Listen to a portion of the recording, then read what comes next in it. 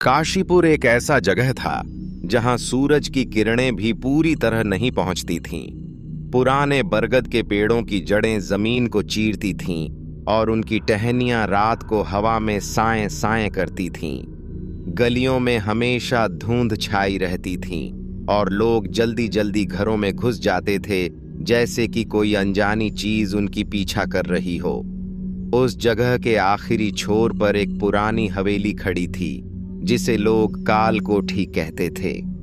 इसका नाम सुनकर बच्चों की हंसी थम जाती थी और बड़ों की आंखों में डर उतर आता था। हवेली की दीवारें काली पड़ चुकी थीं और इसके झरोखों से गुजरने वाली हवा ऐसी लगती थी जैसे कोई सिसक रहा हो। गांव वाले कहते थे कि इस मकान में साए बसते हैं और जो भी वहां रात गुजारता है वो या तो पागल हो जाता है या फिर उसका कोई अता पता नहीं रहता। रमेश, एक 35 साल का पत्रकार, अपनी जिंदगी की मुश्किलों से जूझ रहा था। उसकी पत्नी अनीता की 3 साल पहले एक रहस्यमयी सड़क हादसे में मौत हो गई थी। उसका 9 साल का बेटा राहुल तब से चुपचाप रहता था, जैसे उसकी मुस्कान भी उस हादसे में खो गई हो। रमेश को अपने अखबार की नौकरी से निकाल दिया गया था और वह अब छोटे मोटे लेख लिखकर गुजारा कर रहा था। उसे लगा कि शहर की भागदौड़ और तनाव से दूर काशीपुर में कुछ समय बिताने से राहुल को सुकून मिलेगा। उसने काल कोठी किराए पर ले ली, क्योंकि यह इतनी सस्ती थी कि उसकी जेब पर बोझ नहीं पड़ता। गांव वालों ने उसे चेतावनी दी। एक बूढ़ी औरत, गंगा माई, ने कांपती आवाज में कहा, रमेश बाबू, उस कोठी में कुछ ठीक नहीं। वहां मालती का साया अपनी बेटी को ढूंढता है। उसने कई लोगों को अपने साथ ले लिया। रमेश ने हंसकर बात टाल दी। उसे भूत प्रेत की कहानियों पर यकीन नहीं था। उसने सोचा, ये सब गांव वालों की बनाई अफवाहें हैं और उसे बस अपने बेटे के लिए एक नई शुरुआत चाहिए। पहली रात को रमेश और राहुल कोठी के पुराने हॉल में सोने की तैयारी कर रहे थे। मकान में बिजली का नामो निशान नहीं था और लकड़ी की सीलन भरी दीवारों से अजीब सी बदबू आ रही थी। रमेश ने एक पुराना तेल का लालटेन जलाया, जिसकी मध्यम रोशनी में दीवारों पर छायाएं नाच रही थीं। राहुल ने डरते हुए कहा, पापा, ये घर इतना ठंडा क्यों है, जैसे कोई हमें देख रहा हो। रमेश ने उसे गले लगाया और कहा, बस पुराना मकान है बेटा, हवा की वजह से ठंडक है। तू सो जा, मैं यहीं हूं। लेकिन जैसे ही रात गहरी हुई, रमेश को हवा में फुसफुसाहट सुनाई दी। मेरी बेटी। आवाज इतनी ठंडी और खोखली थी कि उसकी रीढ़ में सिहरन दौड़ गई। उसने चारों ओर देखा, लेकिन कोई नहीं था।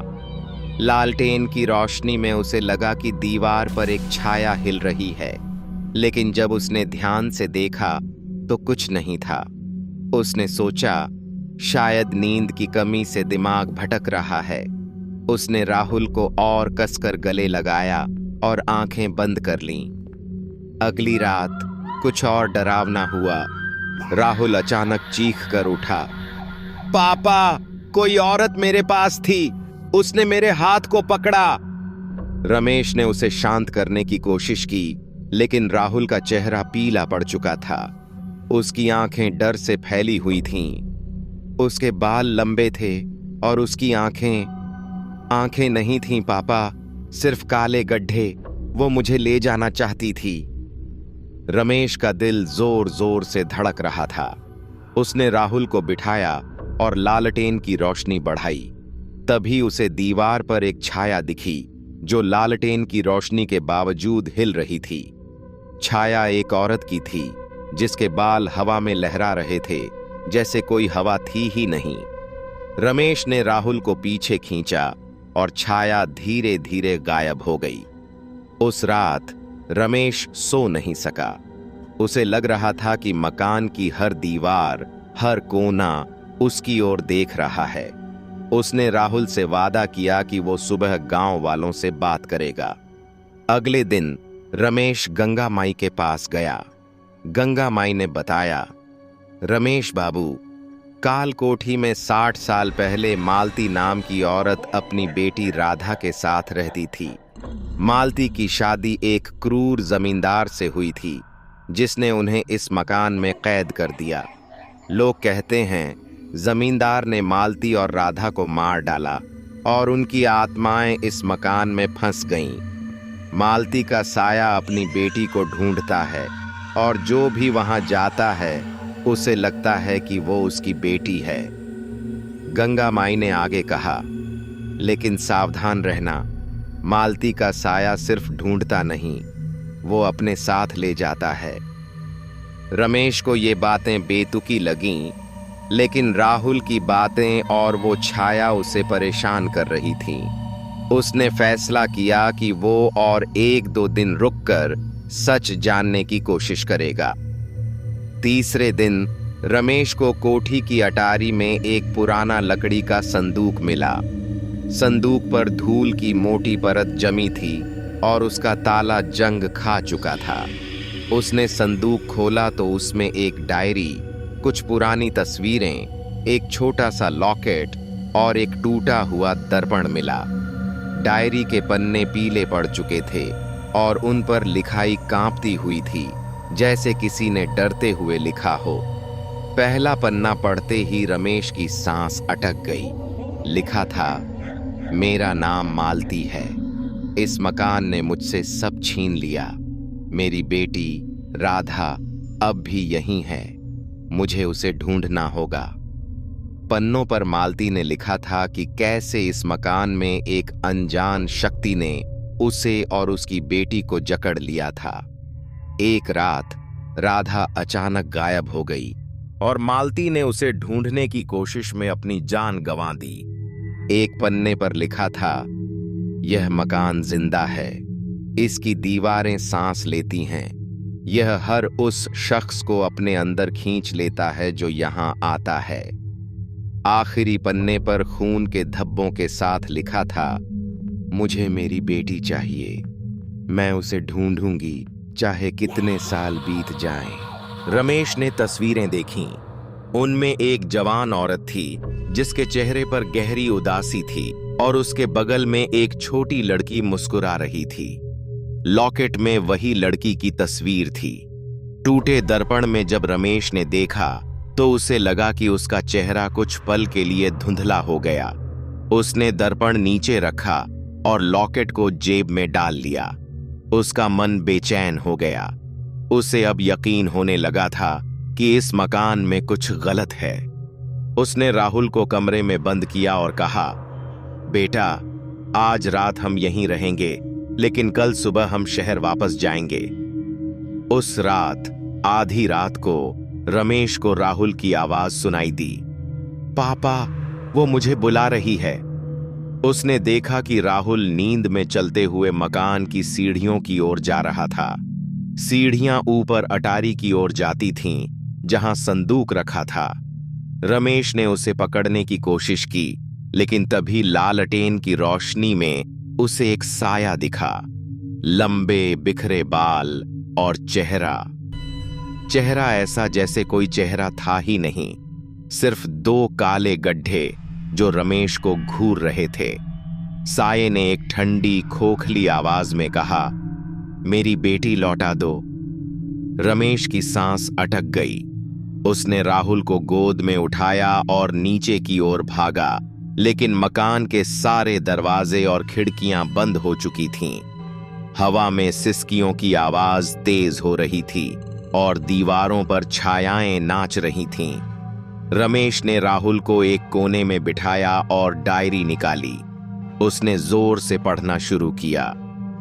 मालती, तुम्हारी बेटी यहीं है, उसे शांति दो। तभी हवा में एक चीख गूंजी और मकान की दीवारें कांपने लगीं। साये ने रमेश की ओर बढ़ना शुरू किया। उसकी हर सांस के साथ कमरा और ठंडा होता जा रहा था।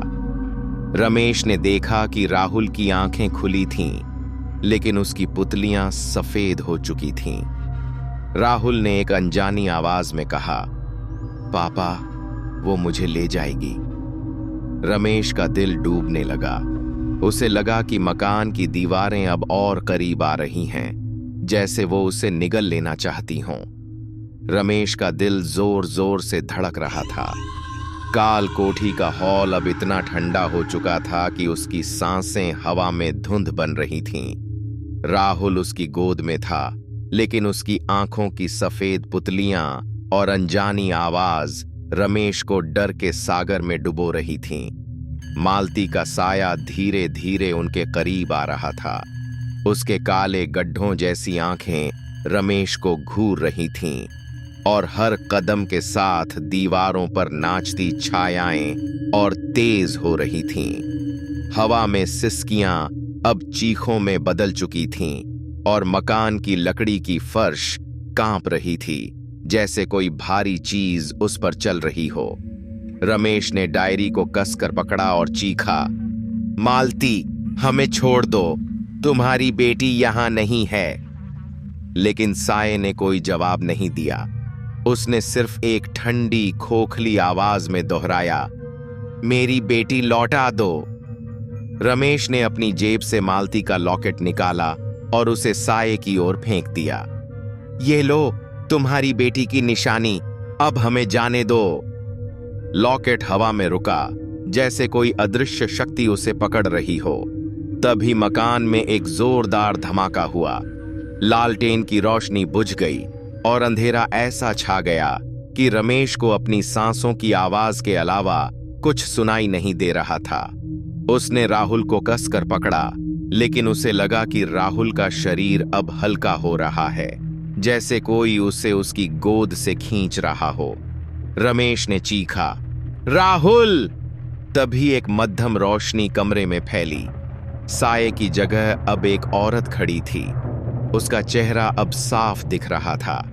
वह मालती थी, लेकिन उसकी आंखों में अब सिर्फ डर नहीं, एक गहरा गुस्सा था। उसके बगल में एक छोटी लड़की खड़ी थी, जिसका चेहरा लॉकेट की तस्वीर जैसा था, लेकिन लड़की की मुस्कान अब भयानक थी और उसकी आंखें भी वही काले गड्ढे थीं। मालती ने धीमी लेकिन भयावह आवाज में कहा, तूने मेरी बेटी को छुआ, अब तू मेरी बेटी बनेगा। रमेश को समझ नहीं आया कि इसका क्या मतलब है। उसने राहुल को और कसकर पकड़ा, लेकिन राहुल की आंखें अब सामान्य हो रही थीं। उसने कांपते हुए कहा, पापा, वो मुझे नहीं, तुम्हें चाहती है। रमेश का खून जम गया। उसने देखा कि मालती का साया अब और करीब आ रहा था और उसके पीछे की दीवार पर सैकड़ों छायाएं उभर रही थीं। ये छायाएं उन लोगों की थीं जो इस मकान में आए और कभी वापस नहीं गए। रमेश को अब समझ आ रहा था कि काल कोठी सिर्फ एक मकान नहीं, बल्कि एक जाल था जो हर उस शख्स को अपने अंदर खींच लेता था जो यहाँ कदम रखता था। रमेश ने डायरी को फिर से खोला और उसमें लिखे आखिरी पन्ने को पढ़ने की कोशिश की। पन्ने पर खून के धब्बों के बीच लिखा था, इस मकान को सिर्फ आग मुक्त कर सकती है, लेकिन आग जलाने वाला भी इसके साथ जलेगा। रमेश का दिमाग तेजी से चल रहा था। उसने राहुल को एक कोने में बिठाया और कहा, बेटा, चाहे जो हो जाए, इस कोने से मत हिलना। उसने लालटेन का तेल फर्श पर उड़ेलना शुरू किया। मालती का साया अब और तेजी से उसकी ओर बढ़ रहा था और उसकी सिसकियां अब हंसी में बदल चुकी थीं, एक ऐसी हंसी जो रमेश के कानों में चाकू की तरह चुभ रही थी। रमेश ने माचिस निकाली, लेकिन उसकी उंगलियां कांप रही थीं। उसने एक बार राहुल की ओर देखा और उसकी आंखों में अनीता की छवि दिखी। उसे लगा कि अनीता उसे कह रही है, राहुल को बचा लो। रमेश ने माचिस जलाई और फर्श पर फेंक दी। आग तेजी से फैलने लगी। मालती ने एक भयानक चीख मारी और उसका साया हवा में तड़पने लगा। राधा की छवि भी धीरे धीरे गायब हो रही थी। मकान की दीवारें अब और तेजी से कांप रही थीं और छत से धूल और मलबा गिरने लगा। रमेश ने राहुल को गोद में उठाया और मुख्य दरवाजे की ओर भागा। आग की लपटें अब मकान को निगल रही थीं और हर कदम के साथ रमेश को लग रहा था कि कोई अदृश्य शक्ति उसे पीछे खींच रही है। तभी उसने मालती की आखिरी चीख सुनी, तू मुझसे बच नहीं सकता। दरवाजा खुला और रमेश ने राहुल को बाहर फेंक दिया, लेकिन जैसे ही वह खुद बाहर कदम रखने वाला था, एक ठंडा हाथ उसके कंधे पर रखा गया।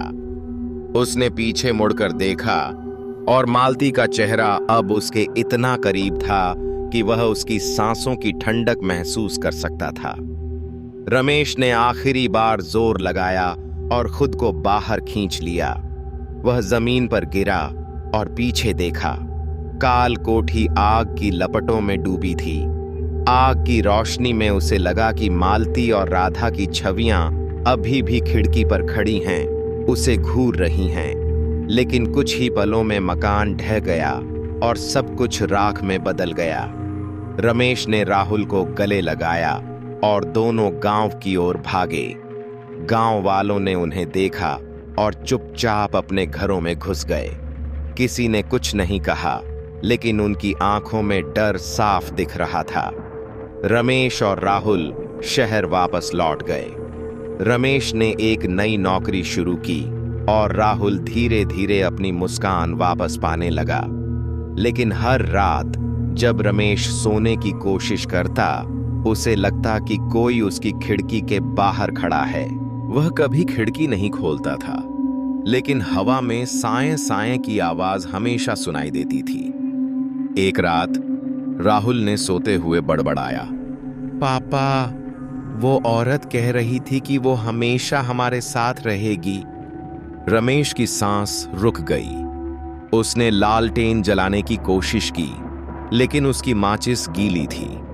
अंधेरे में उसे लगा कि कमरे के कोने में एक छाया हिल रही है। उसने राहुल को गले लगाया और आंखें बंद कर लीं। बाहर हवा में एक ठंडी फुसफुसाहट गूंज रही थी। मेरी बेटी। कहानी का अंत इस सवाल के साथ हुआ, क्या साये कभी सचमुच चले जाते हैं, या वे हमेशा हमारी सांसों में, हमारी यादों में और हमारे डर में जिंदा रहते हैं?